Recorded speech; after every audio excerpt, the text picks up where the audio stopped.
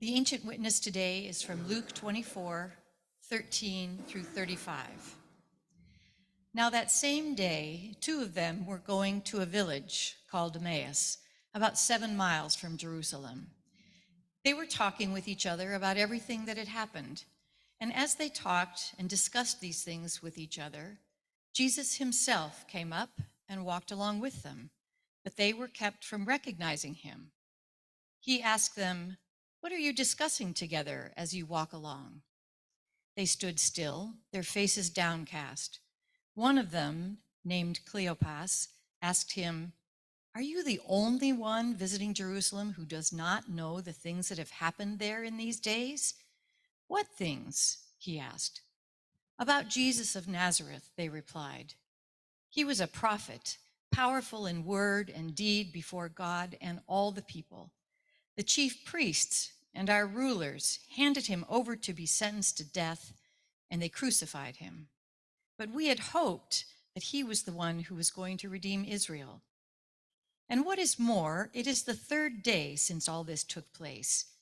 In addition, some of our women amazed us. They went to the tomb early this morning, but they did not find his body. They came and told us that they had seen a vision of angels who said he was alive. Then some of our companions went to the tomb and found it just as the women had said, but they did not see Jesus." He said to them, "How foolish you are, and how slow to believe that all the prophets have spoken. Did not the Messiah have to suffer these things and then enter his glory?" And beginning with Moses and all the prophets, he explained to them what was said in all the scriptures concerning himself. As they approached the village to which they were going, Jesus continued on as if he were going farther. But they urged him strongly, "Stay with us, for it is nearly evening. The day is almost over." So he went in and stayed with them. When he was at the table with them, he took bread, gave thanks, broke it, and began to give it to them. Then their eyes were opened, and they recognized him, and he disappeared from their sight. They asked each other, "Were not our hearts burning within us while he talked with us on the road and opened the scriptures to us?" They got up and returned at once to Jerusalem, and there they found the 11 and those with them assembled together and saying, "It is true, the Lord has risen and has appeared to Simon." Then the two told what had happened on the way and how Jesus was recognized by them when he broke the bread.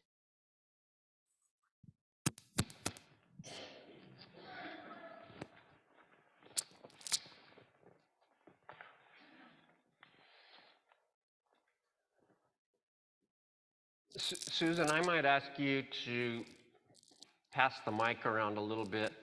Before I say anything about this great story, I want to know if there are themes or thoughts or things that speak to you particularly about this story as you were listening just now. And it may be a word, a thought, a phrase, but I invite you now, because there's more than one way to engage with the word in our worship context than just listening to one person, that being me in this case, expound upon it. I'd kind of like to hear if there was anything in this story that spoke to you. And again, sort of in the style of what's called the Lectio Divina style, which is to read the word and just allow the word to sort of settle with you or speak to you. Is there anything? Now take a moment. It's okay to be quiet here for a minute. Think about this story.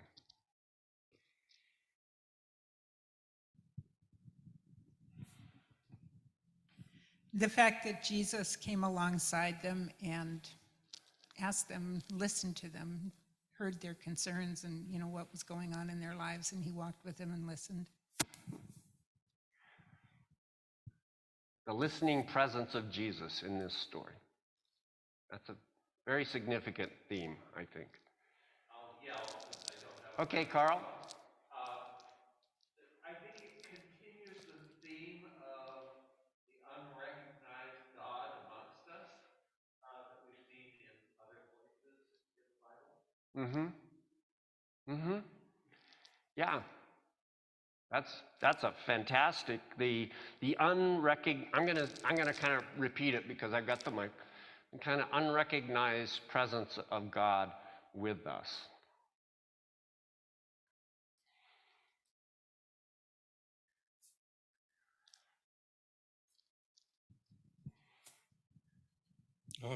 I guess the name Cleopas, one of the people on the road, and he's not one of the disciples. He's evidently heard Jesus speak, though, and he is probably part of the, at the most, there were probably about 50 people who started this Jesus movement. And I don't know by his name, I think he was probably a Greek Jew.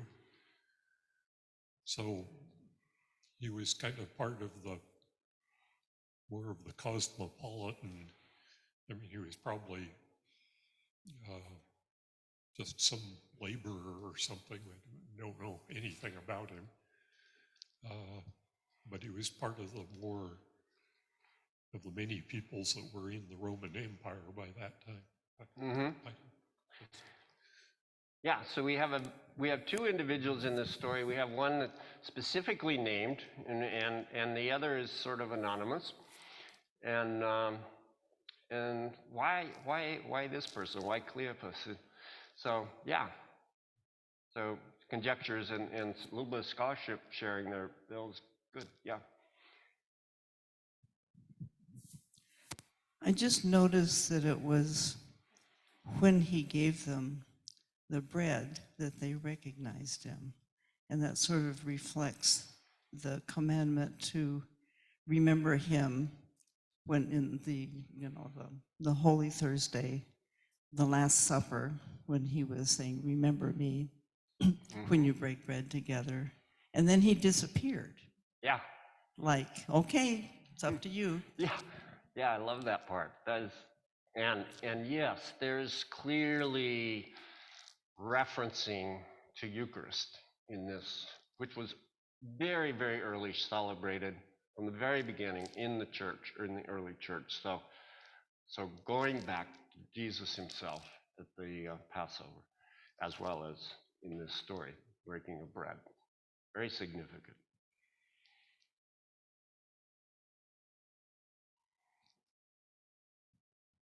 Johnny.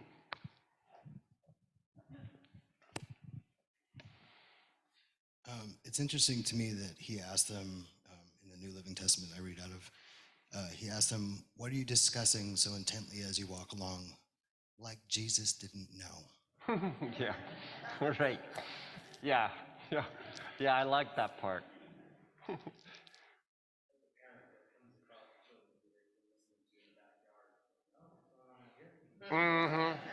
Yeah, like parents coming in on a conversation with their kids as if they didn't already hear what was being said. Yeah. Yep. Carl. I'll be loud on that one. Okay, pardon me. I'm reminded of about 70 years ago, listening to Reverend Thomas down at the Congregational Church in Walla Walla, where I grew up. And his message that I learned from him was focus on the message and not the person of Jesus.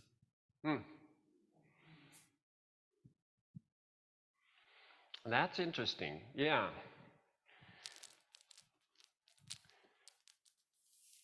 That's a challenge. So what is the message of this story?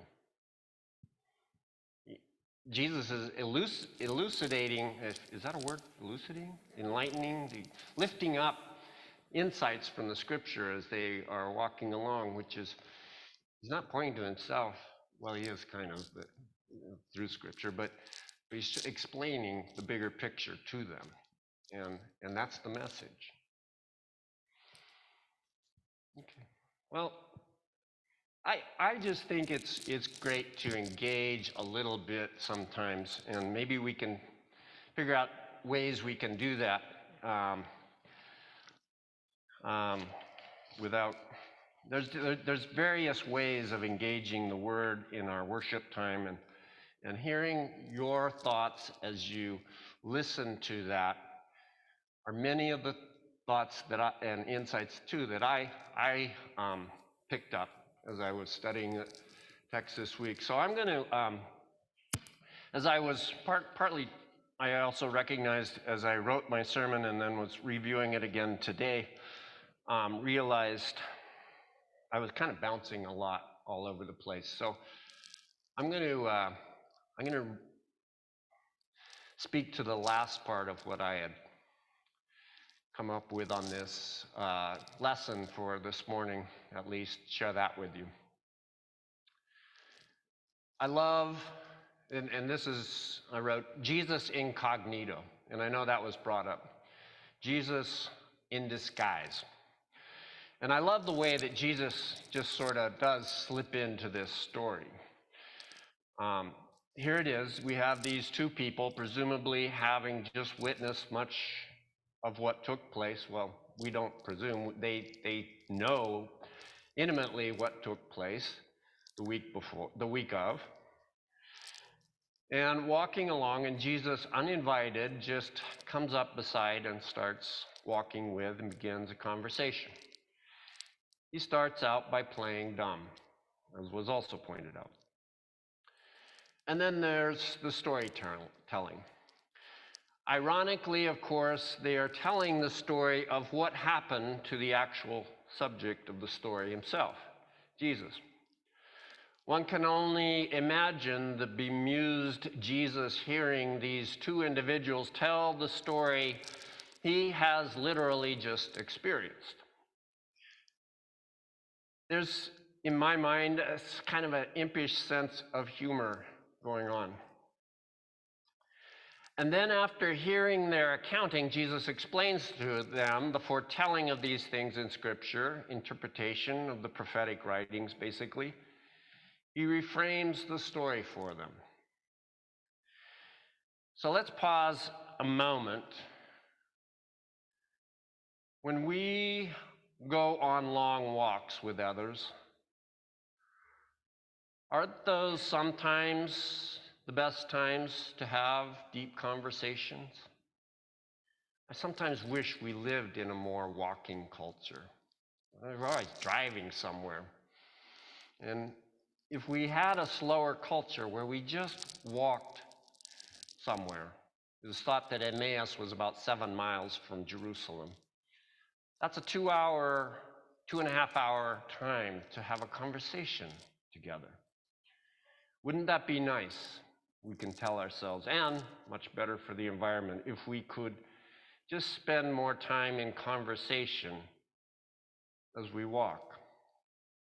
There's probably something about the physical act and rhythm of walking that helps to place our minds into a special kind of conversational mode. Do you have walking partners? Don't you think your spiritual and emotional health could be improved to do more such walking? Or even walking solo, just you and Jesus. It's a spiritual thing. It's not just walking. It's actually, if you allow it to be, I think, if we allow it to be a form of meditation and prayer as well as good exercise. So then finally, they make it to their village of Emmaus. It's supper time. It's only fitting and hospitable to invite this unknown stranger in for dinner. A well-known Middle Eastern custom of hospitality to this day. And there, as if by magic of breaking bread with a stranger, their eyes are opened. And this is, in many respects, the climax of the whole story. Jesus is revealed in the blessing and breaking and sharing of the bread. As I just proposed to you that walking and conversation while walking are or can be a kind of spiritual practice, I think so too it can be said that sitting down together and breaking bread is a spiritual thing.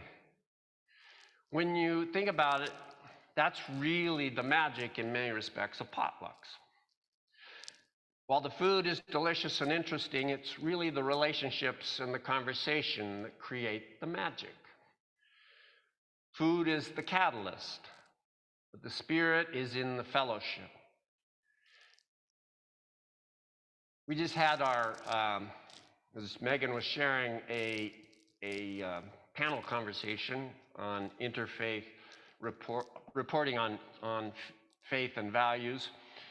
And one of the panelists grew up in the Sikh religion, and fundamental to their faith is sharing food, because it's a universal thing, and it should be spiritual.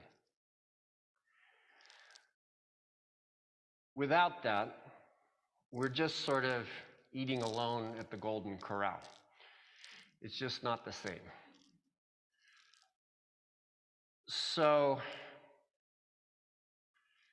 to wrap it up, in the whole progression of this story, Jesus is discovered, bam, magic, in a basically relatable, ordinary way, through walking and food. That's simple. In the Bible, we hear so many fantastical ways that God reveals God's self. Burning bushes, angels suddenly appearing, strange dream, tongues of fire. These are all rich stories for understanding God, but here is a story we can really grab onto because it is so ordinary and accessible.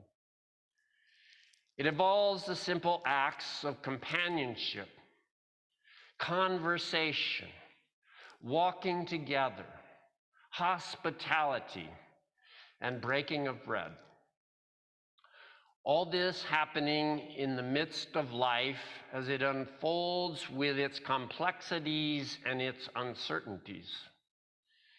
In the ordinary relational way,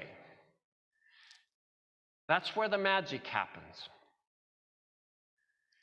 It's within these seemingly ordinary interactions, if we are really paying attention, we may look back and we may say to each other, as they did back in Emmaus, wait, what just happened? Was Jesus here? That was the last half of my sermon.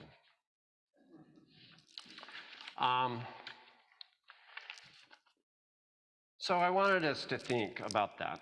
Think about the spiritual nature of walking together, of taking things slowly, of conversation, of breaking bread together. Those are really, truly sacraments where Jesus can be discovered in community. There was another piece to this story that nobody picked up on. Most people picked up on everything that I was picking up in this story, but didn't pick up on this one. And that's in this simple phrase in the story, early on. It says, "We had hoped." We had hoped. They tell this story out of broken hearts. We had hoped that this would be the one who would bring us renewal. We had hoped that this would have been the Messiah. Their hopes were crushed. There's a lot of humanity, I think, packed in those 4 words. But we had hoped. And that's when we need our companions. When your hopes have been crushed. When the expectations of how you thought things were going to be suddenly come crashing back to earth, and there seems to be nothing left but a heap of ruin and a heavy heart. Confusion and chaos, disillusionment and despair. That's when we need our companions. People we consider our brothers and sisters, our friends, our community, our family, those who sit in this sanctuary together. These are the ones we need with us in troubled times. So look around. These are some of your fellow travelers.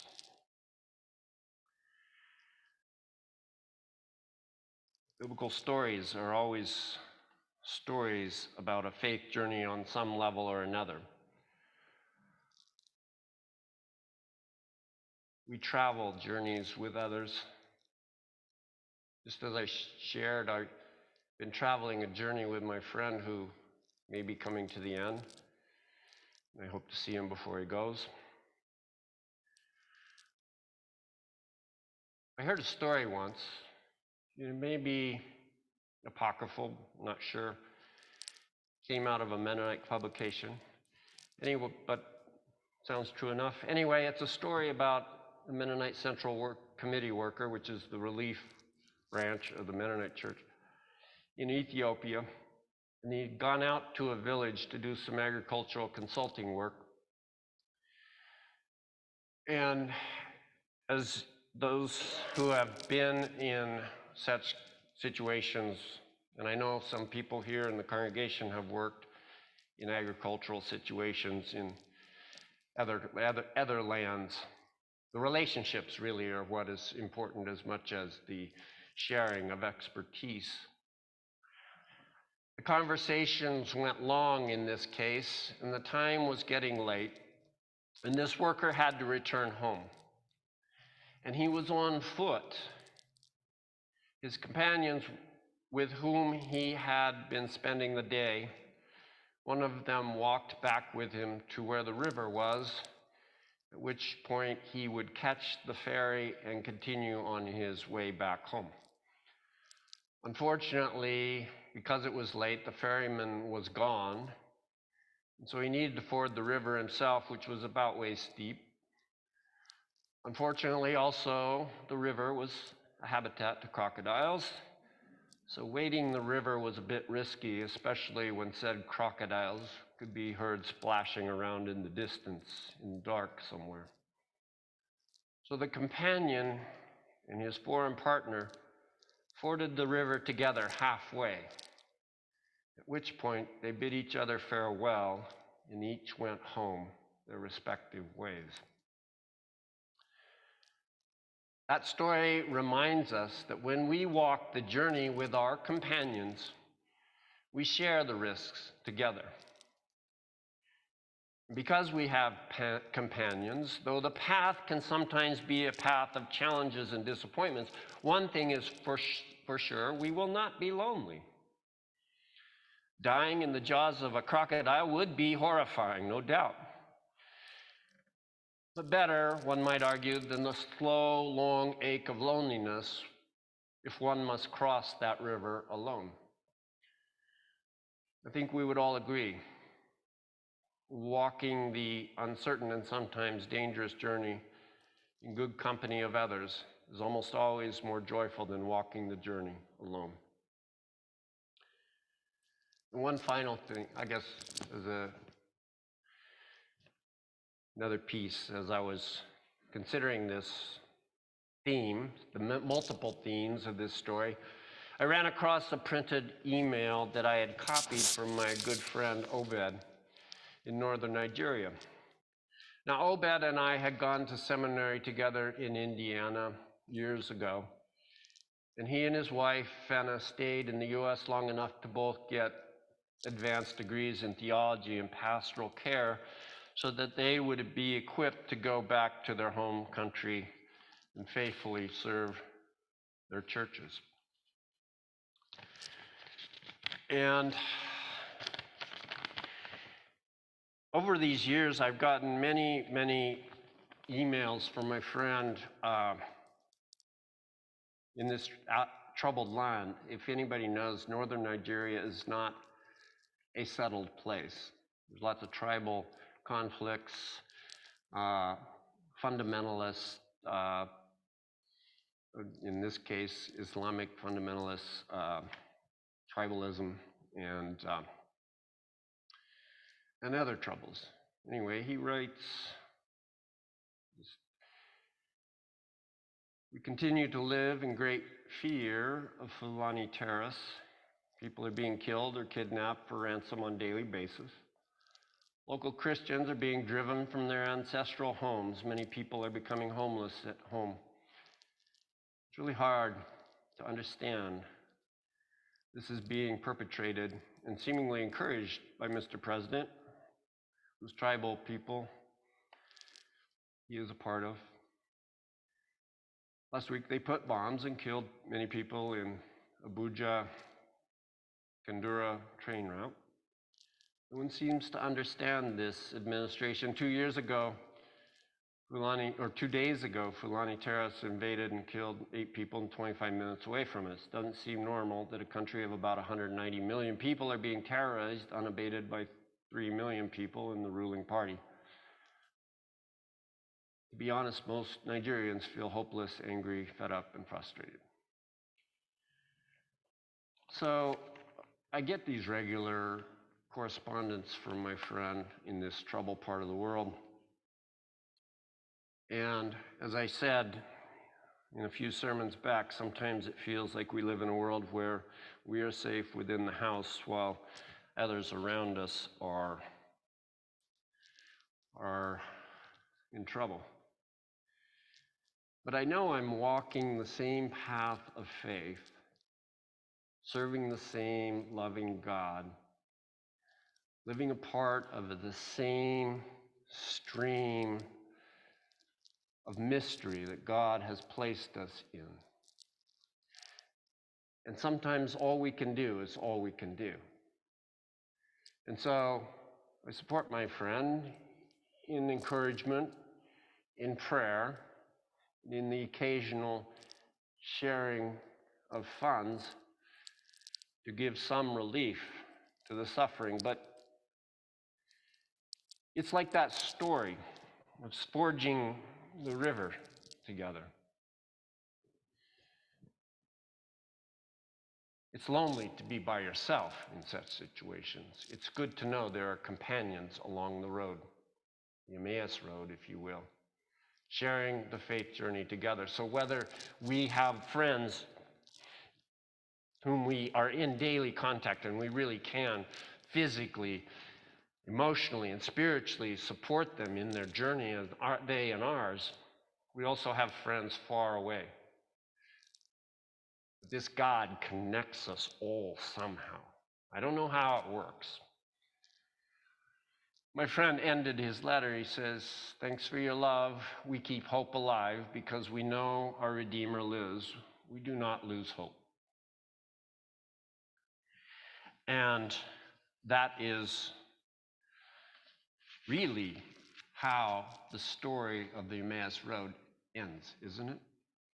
We know our Redeemer lives. It's something the church has been proclaiming for 2,000 years now, even despite the struggles and the sufferings as well as the joys. We still declare, we know our Redeemer lives. And that's the stream we should always be a part of and be encouraged to live out of. So